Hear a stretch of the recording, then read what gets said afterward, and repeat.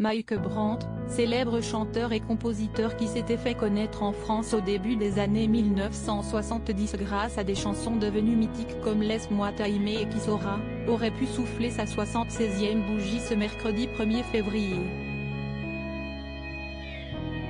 Mais il est hélas décédé à seulement 28 ans le 25 avril 1975, dans d'étranges circonstances.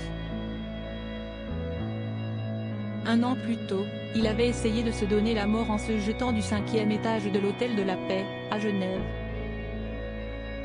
« Mon fils, que s'est-il passé ?» avait hurlé sa mère en lui rendant visite dans sa chambre d'hôpital, s'est souvenu le frère du défunt artiste dans les pages du Point en avril 2021. « J'ai fait quelque chose de stupide, maman. Je suis désolé, avait-il répondu. Celle qu'il avait mis au monde avait alors discuté avec un psychiatre, qui lui avait assuré que son fils n'était pas malade d'un point de vue psychiatrique mais qu'il était très affaibli psychologiquement. Elle s'était alors décidée à le ramener dans leur pays d'origine, l'Israël, afin qu'il rencontre des spécialistes capables de soigner ses traumatismes liés à la Shoah.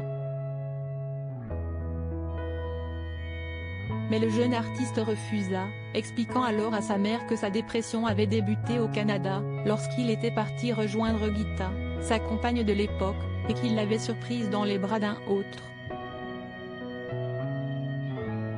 Mike avait sauté par la fenêtre. Son état s'était alors aggravé à son retour à Paris, lorsqu'il découvrit qu'il avait été cambriolé. Il était alors parti à l'hôpital de Genève pour suivre un traitement. Et, un jour, il a rejoint son producteur Simon Weintraub à l'Hôtel de la Paix de Genève pour lui dire qu'il n'allait pas bien du tout et qu'il avait besoin de 2-3 mois de repos. Simon s'est énervé en lui rappelant qu'il devait honorer son contrat. Les deux hommes se sont disputés. Simon est parti prendre une douche et, lorsqu'il est sorti de la salle de bain, Mike avait sauté par la fenêtre.